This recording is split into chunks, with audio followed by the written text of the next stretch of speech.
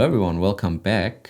And I thought we were doing a fun one today. Visual Effects Supervisor reacts to Visual Effects Artists React, because I haven't posted for such a long time, and recently the Corridor crew did a segment on Sonic3, and that was the last show that I supervised with the team at RSP. So I thought we are watching Sam, Ren and Nico breaking down some of the sequences and shots that we worked on and give a little bit more context. So I have queued up the video here, and then I will just pause here and there and give a little bit more insight. So let's have a go.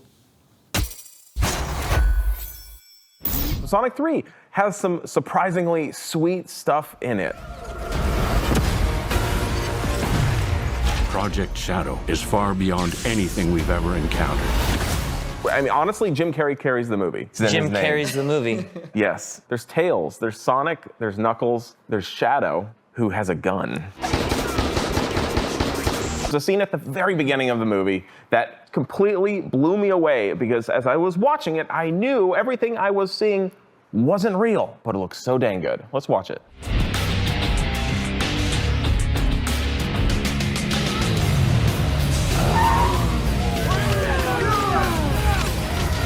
Wow. Why is this intersection famous in Tokyo? Because there's too many people. It's one of the busiest intersections of the world as far as the people that go through this place on a daily basis. It's so busy that I've seen other movies straight up just rebuild the entire intersection in some parking lot. This is where we're at. It looks like they've shrunk it down a little bit. So let's pause here and break down the comment a little bit, because I think there's some misconception that people generally have when they think of places like Times Square, New York City, for example, or in this case, the Shibuya crossing in Tokyo. Because usually the photos and videos that you come across are taken from the ground level with nice wide angle lenses to capture as much as possible of the surrounding environment. And that can then, once you are there in person, break with the vision that you actually have onto that environment. And at times it can be quite underwhelming. I definitely felt like that when I was in Tokyo, came up the subway station and then was standing on the Shibuya crossing, and it really felt tighter, all closer together than I expected. All right, let's rewind quickly the clip to here, and actually I have a photo with a better resolution here. Now, knowing that this central zebra crossing is only roughly 100 feet wide will already change your whole perception of the size and scale of the central area of Shibuya, because 100 feet, roughly 30 meters, are actually not that much. Especially if you know that the central square in front of the subway is bigger than the area that I here circled. Could we have cheated and made it feel bigger, more grand? Of course, we could have done that.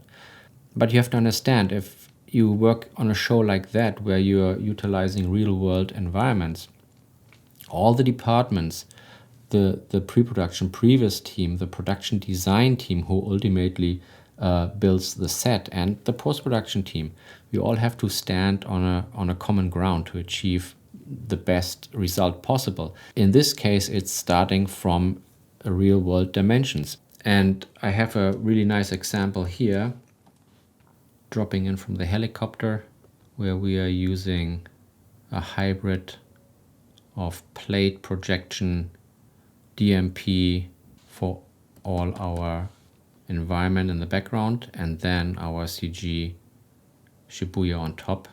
And that's also one of those things where it wouldn't be possible if there would be a mismatch between what was shot and what was used as a DMP environment and our CG on top. So you always want to make sure that that is all matching. Let's go back to what Sam mentioned regarding the scale of Shibuya in general, where he felt that everything is scaled down slightly. For reasons that I explained before, why it doesn't really make sense to mess with the scale, just because there's so many parties involved in making a show like that you don't really want to mess with these things. Let's have a look onto one of those shots of Shadow standing in the middle of the Shibuya crossing and analyze it. We already can see right from the get-go here that we are looking down onto the environment. So we don't really have many references of how big the buildings are. It looks more like a wall of buildings in the background. So already depth perception is limited. So we can only work with our background mist, for example, here to give us a bit of depth cueing there in the street, here in the small alleyway, and then trying to work with contrast where we are going and basically thin out the atmosphere towards the camera so that we get a bit of a depth gradient there. Another thing is also color-wise. We are working with a limited color palette. We have the magentas and the blues. The only color that we have is basically stuff on the buildings, the jumbotrons and the billboards. And that also adds to this feel of like a wall in front of us. And comparing that to the photo of the same environment taken at almost the same spot, just on the ground level, tilted up and showing much more of the buildings and the sky, shows already the dramatic perception difference of those two shots. And I hope that illustrates very clearly how a change in camera, how a change in color and atmosphere will just change the perception in general of spaces that you may have. But that was a long tangent now. Let's just move on. Just blown away with how good and convincing this looks. How like natural it looks too. Like I can't even tell you where the CGI starts and ends. Obviously it starts I think with it's all CG. the vehicles and the I people. think the vehicles and the people are all CG. Yeah, it's that question of like what's easier at this point. It could also be on a set with like a bunch of extensions in the background. Because directors like to film their things for real, you know? I think a lot of this stuff is still real. Yeah, I think the cars and people are real. Probably more of this is CGI than I think it is because the next few scenes that happen here are just all CGI characters after this. So yeah, let's break down the environment work a little bit more. The guys have a nice clip here in their video, and I think the idea is really similar to what the Sonic team executed while shooting their stuff. It's very clear that we have a big chunk of the crossing as a practical build, and then planned with CG environment and like set extension work in general. Obviously we have rain, and we also have just bigger blue screen in general because we have our lights on top there somewhere and here and all around to just give us interactive light from like jumbotrons and billboards. And then also we have rain that is all over the place. So we want to have nice big keyable backgrounds that we can use to restore some of the rain. Let's have a look onto one of those shots in the visual effects breakdown reel so that you can see how we generally approach a shot like that.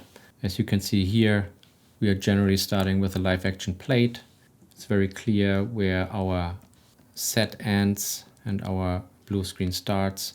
If you are on set and you want to make sure that the audience has a bit of a harder time to figure out where like the visual effects start, then you, as we did here, have a couple of people running at the edges of the set, which means obviously a bit more like rotor work in that case, but it really helps to just make the border less visible. We have our massive blue screen around and our lights, which give us really like a nice like reflections on the ground. We have practical rain, we have like rain drops hitting the ground. Our stand-in for shadow. Yeah, that's generally our starting point. As a next step, you would do a camera track, add the environment in there just to confirm your geography, your layout in general. You add set dressing, cars that block the street. You have bystanders all around, maybe some people running away. This is our shadow stand, and we added a couple of cars just to fill the frame. Then going through a couple of lighting passes, CGFX rain, and then basically the big compositing part at the end, where we are trying to really balance out the atmosphere, the CG environment, to get as much depth out of that shot as possible. And then we are adding like these little things like reflections or highlight catching on the lens, where I'm usually not a fan of dirtying up the frame, but in that case where we want to transport this really like humid and wet feeling of that scene in general, it's not a big deal to just add a little bit of that on the lens. And in that case, it really helps to add a bit more like feel and flavor to it. I really like how this whole sequence came together, and I hope you too. There is the question of like, how do you deal with rain? All this rain must be CGI rain, except for the rain being caught in the headlights. All the stuff in the foreground, you see like as the camera moves, like the rain turns sideways, like that's all a filter that somebody's animated by hand. But then you have, if there's real rain on set, which there probably was, if this is a real set, you know, the headlights would pick it up. So they have to match like the fake foreground rain filter to the lights. Trying to roto the background through rain would be such a pain. I'm sure there's stuff added in, but I'm getting the impression that we're looking at real people in costumes and real cars and motorcycles for the most part, and a rain that's on set, but so thin that you can't see it unless it's in the headlights. And then all the background is added in post. Yeah, those are really good observations there.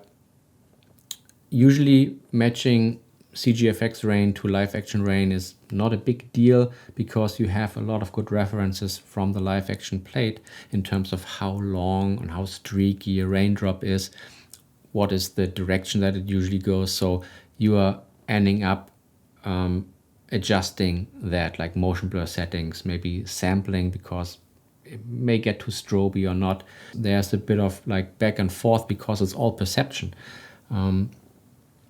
But it's in generally not that hard to match CGFX rain to live action rain. All right, here we are. That's our shot. As before, we are starting with a live action plate, same environment, so blue screen. We are going to roto that, trying to restore as much as possible of the rain to put it back over our CG environment. Then we have bit of an animation layer, and then our debug render for the fur, which usually is there so that we can double check our fur attributes. In this case, it's wet fur, so we want to see clumping here and there with like different parameters. As the next thing, we have our CGFX rain, which curves nicely around his face and also collecting under his chin and eyebrows, just so that we get extra thick drops and add to this drenched feeling of shadow. And then here we are in lighting already. We really wanted to make sure that we showcase the iconic head shape that Shadow has. We added a little bit of extra rim light. The goal was really to pop him out of the frame a little bit more, and we did that by just creating a little bit more readability on his head shape. And then also, as a last step, just make the depth of field a little bit shallower than it is in the plate.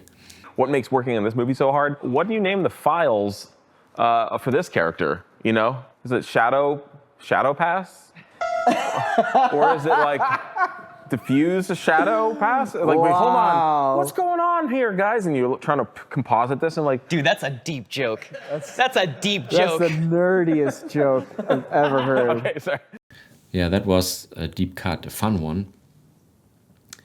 If you are fortunate enough to work in a studio that has a very solid visual effects pipeline, then usually you as an artist also have access to a variety of automation tools, which are generally based around a very rigid naming convention or folder structure that exists throughout the studio.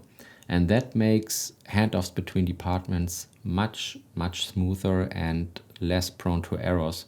So even if there was an element that is called Shadow's shadow pass, that would have been created, in this case, through an automated pipeline step, and in the end put together with some sort of build tool to create the final shot assembly. So Sam really made a good point here, but I really don't remember the last time that I had to think about naming convention. At this point in the movie, now this whole sequence is inhabited by 100% CGI characters. It's like the burning cars look real. All the stuff knocked over in the little shop looks real. Yeah. If that's all CGI, then my brain is fried. They all look good, but like they look CGI also. Like you can still tell they're CGI characters. And I'm not saying they're bad, they look great. But like there's still like a little bit of a difference you can just see. Yeah, that's a very good point, but I think that's something or a critique that you can apply to every movie that tries to get a game character, a comic book character that is not a human into a real world environment. So we are dealing here with a blue hedgehog, a red echidna, and a yellow fox, and then obviously Shadow. And no matter how good your fur renders are, no matter how good your animation is and the integration, compositing, there will be always a disconnect, because in the back of your mind you will always know that these are not real characters. It's just something that these kind of movies have to deal with. It's kind of crazy that 3 Sonic films have come out since we started doing this show. I was thinking about that, yeah. And you know, like I remember one of the first critiques we had of being like, well, Sonic is this bright blue and the world around him feels so like normal and desaturated. And like, that's not the issue anymore. I feel like the art direction is perfectly married between the world around them and the characters at this point. That's a really good point from Nico here. On a show like Sonic 3, where we deal with 1,500 plus shots, work is usually compartmentalized, which means the movie gets chopped up into sequences, logical chunks, usually based around an environment, a set piece or characters. And that enables us and other vendors to inject a little bit of our own creative ideas and looks into those sequences. We usually start by identifying key shots in a sequence that cover most of the environment or shot types, and then using those handful of shots as a basis for example, concept design, overpaints to figure out a look, detail, some kind of mood. And this is the basis usually for a shot or sequence design.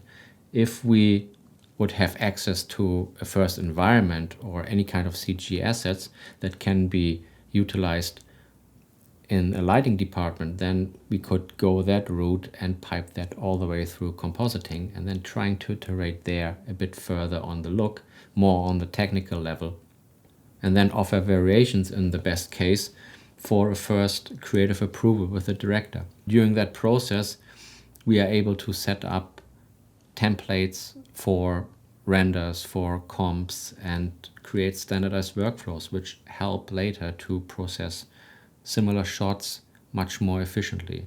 For example, shots like this one with this one would share a similar lighting setup, similar comp setup, and that can be all figured out through using just key shots. But it's not only that the shots that we are working on for our sequences have to stay consistent throughout in terms of look, but we are working on a show that has characters, and to make sure that these are staying consistent among all the involved vendors, we are using USD as a file format to share key assets like Shadow and all of Team Sonic. USD has the big advantage that it includes or can include all the rigging information, all the textures, shaders, hair description, fur description, etc. And then can be adapted to whatever pipeline each studio is actually running. Usually you get a package with a USD file that contains all the asset informations and then a turntable render, which then is the ground truth of what the finished asset should actually look like. So every studio should be able to match their pipeline output to the ground truth which results into a consistent look of all the characters throughout the movie. Even with a standardized approach like that, there's a little bit of a wiggle room when it comes to shared assets. And in our case, it was Shadow that didn't have a wet fur variant. So we basically came up with a nice look that fit to the narrative of our Shibuya Crossing environment, showing Shadow really as a drenched, miserable character. And it turned out really great.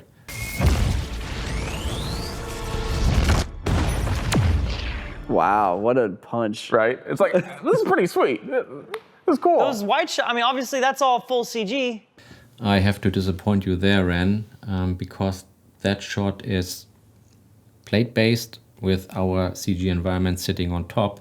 And that comes back to what I mentioned earlier, where you want to make sure that if you're building a CG asset that is based on a real-world environment, that you're also using the real-world measurements. So breaking down that shot is actually pretty straightforward. We have the plate and masking out buildings in order to switch out different parts in an offset to get a nice like black wave rolling into frame, and masking out the jumbotrons in order to get a bit more flavor and flickering. And what's left over in the end is our fire pit down there with cars on fire, casting a nice warm light into the environment. We have our smoke plumes, and on top of that we also did a little bit of DMP work on the background plate just to incorporate a bit of moonlight into that shot after all the light went off, to make the background not looking that flat. But yeah, that's the breakdown of that shot. And again, sorry to disappoint you, it's not all full CG. Jim Carrey, who carries the movie, Jim carries the movie. has the most tricky effects with his character because there's actually two of him in the movie. I'm your grandfather.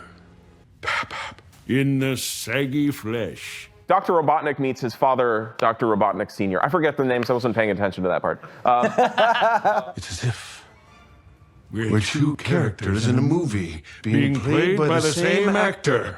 But there's a very touching scene where after they're reunited, they realize that even though they're both evil, they do want to share a father-son bond. I have the answer to everything.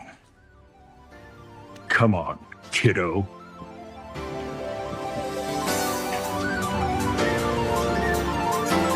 That little smile. Wow, I totally forgot that they're both Jim Carrey. Wow.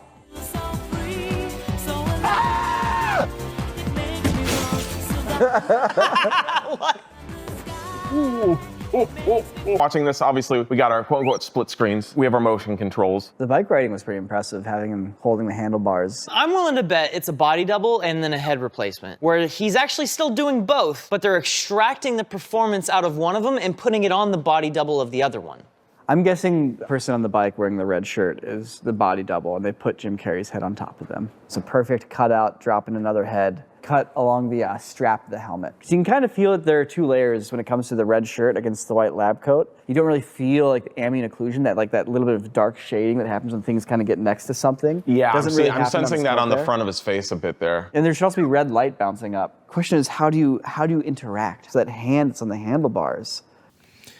Yeah, a lot of good thoughts and observations there. Let's break that down, especially the bike sequence, a couple of hour shots there. So what you don't want to do in that situation, cut out someone's head and then stick it onto someone else's body. You will end up with a floating head, and that is definitely not working in a long shot like this one here. You were right, we had a foreground plate for Ivo and a background plate with Gerald. And in both cases, there was always a stand-in. So what we basically did was cutting out the foreground character and also used the stand-in's hand in the foreground element.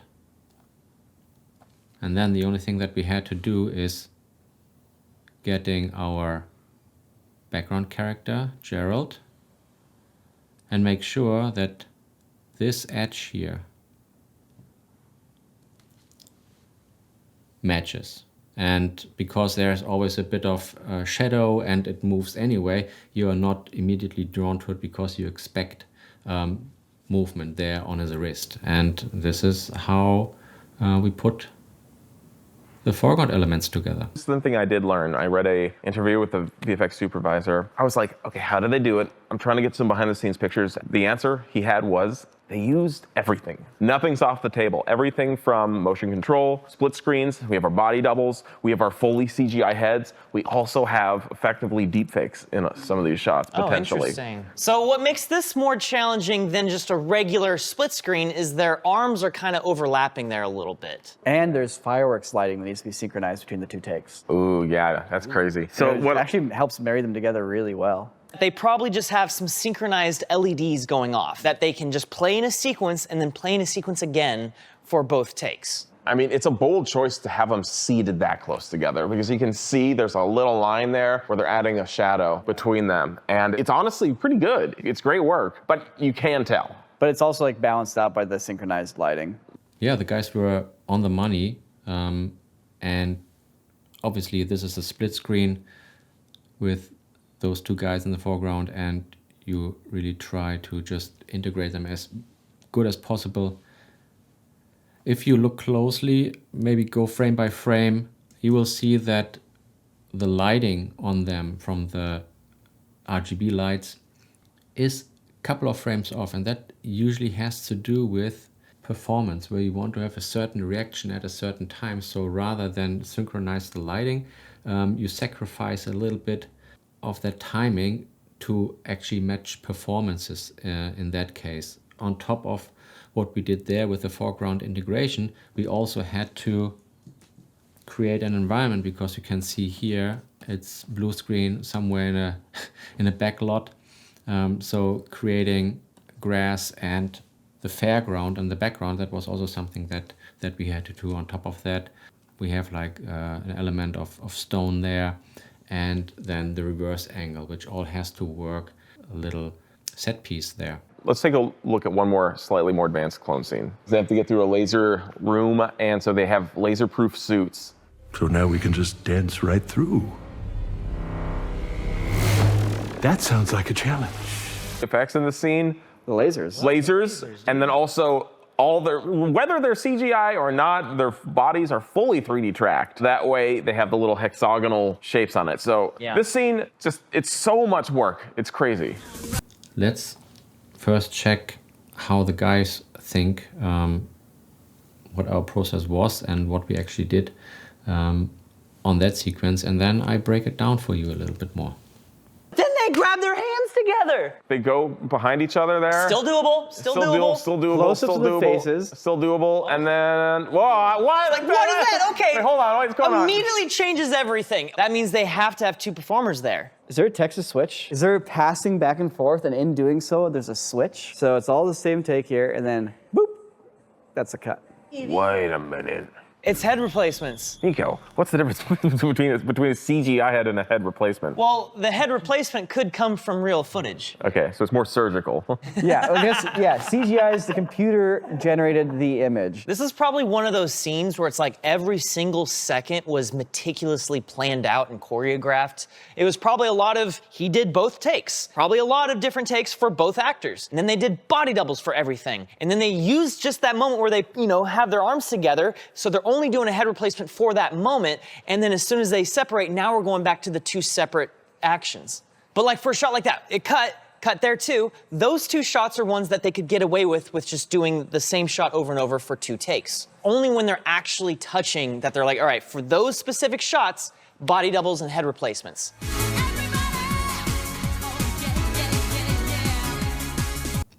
So let's break that down a little bit more.